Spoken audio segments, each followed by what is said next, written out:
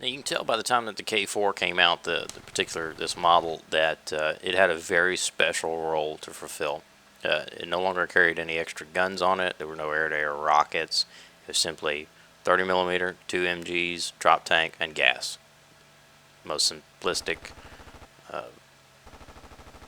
loadout you can do. You get a single 30 millimeter with 65 rounds and two 13s with 300 rounds per gun.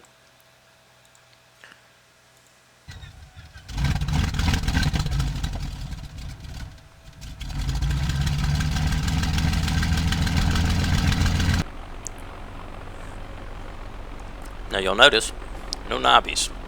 Why this airframe? Probably its engine, something along those lines. Again, I'm not as knowledgeable on a 109 airframes as I am on others, so I'm sure there'll be someone, if you know, go ahead and post it in the comments and just be looking. I'm sure it has something to do with the way that the engine was mounted and had enough room for the guns, the action to operate with no knobbies. It appears that the nose is slightly raised, but again, I might just be seeing things. Alright, so you can see, again, almost the same exact panel layout. Visibility of the rear is great. Left and right is great. The 1 and 11 is good. And you can just feel the power when you hit the throttle on this aircraft. It goes. And if I could hit anything with the 30 millimeter, I would fly it more, but I can't. I gotta get within 10 feet and cut down on people on a regular basis. And that's just me not getting in the airframe and flying it, but at the same time, I prefer to fly other aircraft, so I don't fly this one as much.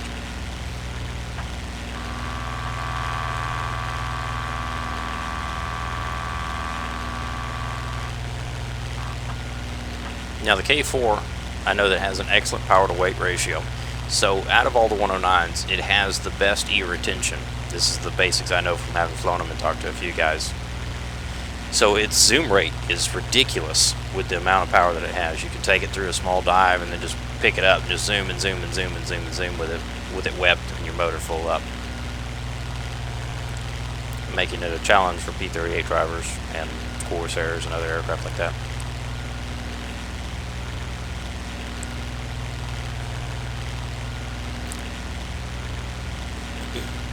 Again, I can't give you more information past, the 109s are pretty basic all the way across the board. You learn to fly one, you can basically fly all the others. They all have their particular little quirks, things about them that is different. And again, you got to find a 109 guy. I'm not a 109 guy. You got to find a guy that can teach you the particulars of each model, because each guy figures it out. I'm trying to think of the guy that flies the G2 that I run into all the time. He doesn't like me very much, but he's a good G2 driver. I'm always in a Brewster when he runs into me, so it's bad news for him. I know some of the Finns, they like to fly the 109, so I'm trying to think.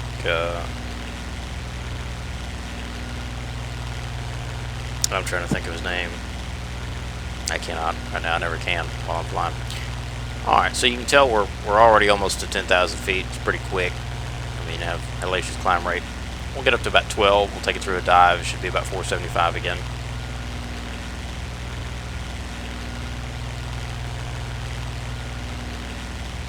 We'll take it back to the house and land it.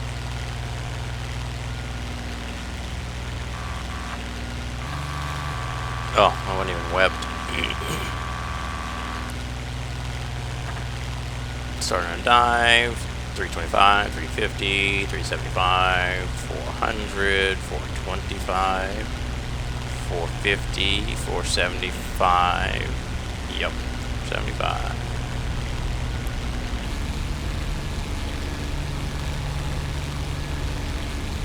You start to pull through this turn, you want to go ahead and start easing off on your control.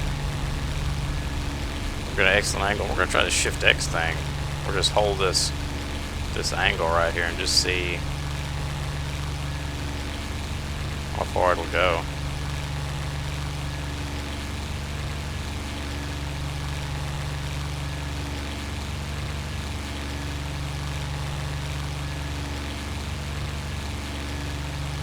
Pretty crazy.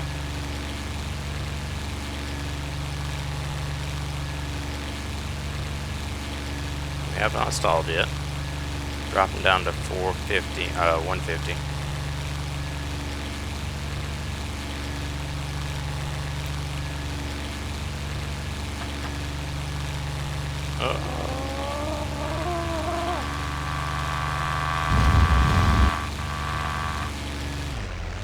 We dropped down to almost 125 before it actually stalled. That's pretty cool.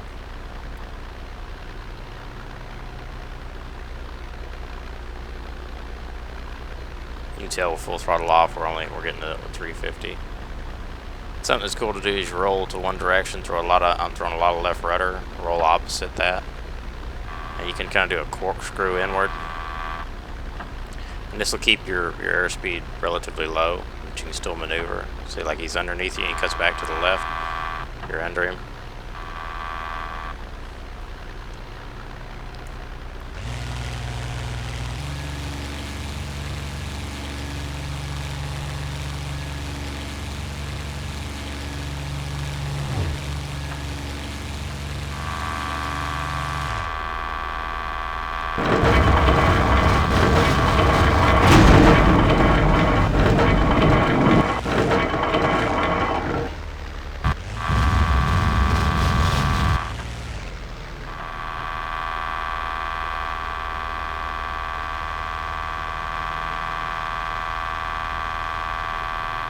And as you can tell, just as soon as I could have possibly been into a flat spin there, hit the throttle and boom, just instantly responded and just on it. And a lot of fun to see when you do that. A lot of fun to see. All in all, an excellent airframe, and one to definitely be worried about when you're in the air. Anytime I see a K4, usually they're flown by real good guys, and they're definitely something to be watching for. Well, I hope that you've enjoyed these, me covering the 109s. I hope everything was pretty simple. If I made any mistakes or anybody knows some information that I don't, because everybody knows something and nobody knows everything, go ahead and place it in the comments below, or just let me know about it. Again, these aren't like 100%. This is how you need to do this. This is just enough information to go, okay, I watched a video over it. I don't think that that's the particular airframe I want to fly. I think I'll fly something else. And that's what it's to do. It's to give you a chance to learn about the airframe prior to getting in it and getting shot down. Because with the newer guys coming in and some of the older hats coming back, you come back, you get shot down a whole bunch. A lot of the older guys have the patience to keep coming back to it, but the younger players that we're getting now, they don't. Some of them do, but there's not enough of them. So what I'm trying to do is put out this information so that you have you can arm yourself with knowledge, and you have the ability to figure out what you want to do before you kind of do it, before you go out and go, well, I keep crashing in the ground. What the hell's going on here? Well, you're compressing.